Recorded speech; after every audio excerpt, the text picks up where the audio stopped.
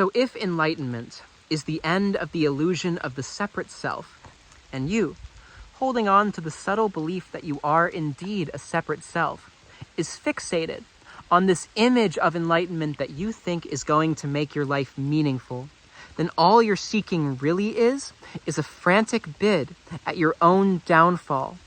It is in that sense the ultimate form of self-rejection. Your seeking is self-hate, cloaked in the transparent veneer of spiritual ego.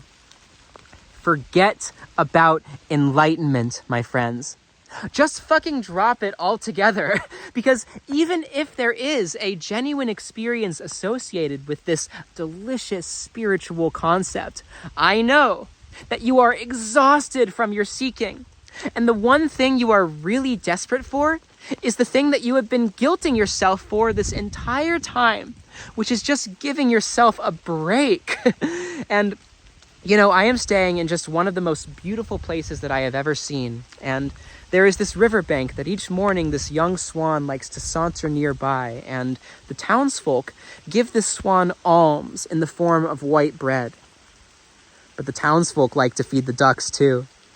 And Mama Swan does not like that. And so, overlooking the fact that there is this abundant feast just begging for her to devour it, she chases these poor little ducks around, trying to steal whatever morsels of bread they may or may not have hidden in their beaks. And of course, it's just the perfect metaphor for your seeking, because if you are this beautiful swan and these ducks are your vipassana retreats and your non-duality YouTube videos and your being aware of being aware, and the bread are these cetic states and these satoris and these glimpses that you are grasping at, then all you're really doing with your seeking is chasing shadows, chasing a delusion that will always be receding from your view.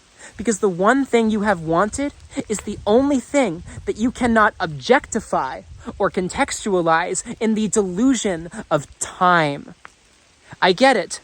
You have been brainwashed your entire life into thinking that you need ambition, that you need a purpose, you need a direction, a 5-year plan. But to somebody who's really unafraid of their own potential, ambition is a completely meaningless word.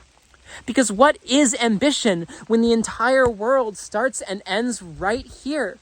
What is enlightenment when all of this is just a boundless field of creation that is begging for you to run and jump and skip and play and express your deepest passion within its waters? You did not come to this earth to drown in the ocean of creation. You came to this earth to be baptized in it, to swim in synchronicity with your fellow little spiritual fish. It's not lazy to think this way. You don't need to guilt yourself for being comfortable. It's okay to just fucking drop all of it and die into your character, die into being human. You know, I was in North Carolina studying under this teacher, and he said that once, die into your character. And it was only this morning that I really understood the significance of that. All that dying into your character means is that instead of trying to force yourself to become a spiritual husk, pure awareness expressing itself perfectly all the time, dying to your character means that you allow yourself to be a human. Because notice how when you let yourself be a human, when you stop trying to force enlightenment to come, things feel lighter. Reality feels a little looser, a little more joyous, a little more free, and then those glimpses that you have been grasping at for so long just roll out effortlessly. They are a product of grace that you feel like you can't touch, yet are entirely your own. You have buried in the convergent folds of your DNA divine gifts that are just waiting to express themselves in this incarnation. You have powers that are latent within your being, that you are constantly covering up through this tightness, this constriction of your own grasping. You are tripping over your own heels and getting in your own way simply because you think that the thing you want isn't already here. You know, and I get really worked up about this shit because it matters to me, because I know what it's like to seek and to try to believe you're not good enough and to hit yourself with a stick over and over and over because you just can't grasp at it. But I said in a previous video that suffering is two things. I said that it's a physical sensation and a series of stories, but I actually want to simplify that even further. Suffering is just grasping. Suffering is trying to force away an experience that is here or reach for an experience which isn't here. The only thing you have ever needed to do in your entire life is just fucking stop and just allow God to just be there without, I'm almost tripped. Just allow God to be there without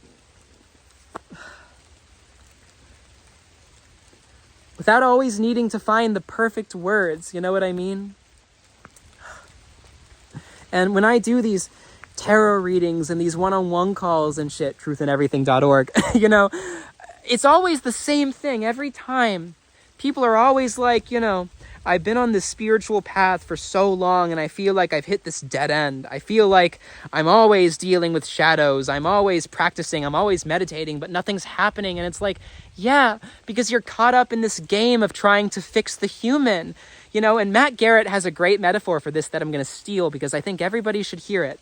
It's like, the house is burning down, my friends, but you're still trying to clean the windows, Just get out of the fucking house. Just let yourself play in the fields of creation without trying to fucking be spiritual and embodied and no. No. It's never been that hard. It's never been that complicated. Whatever's arising in you right now, just know it is your own fear of the potential that you have. You need to make a quantum leap out of your own knowing. You need to allow yourself to stop knowing where your life is going. You need to die into this unknowing. You need to live as the questions until your entire life radiates the answer. That's from Richard Rudd. Okay, I'm ranting now. You get the point. I love you so much. Thank you for all the support and love you give me. Just give yourself a break. Just give yourself a fucking break.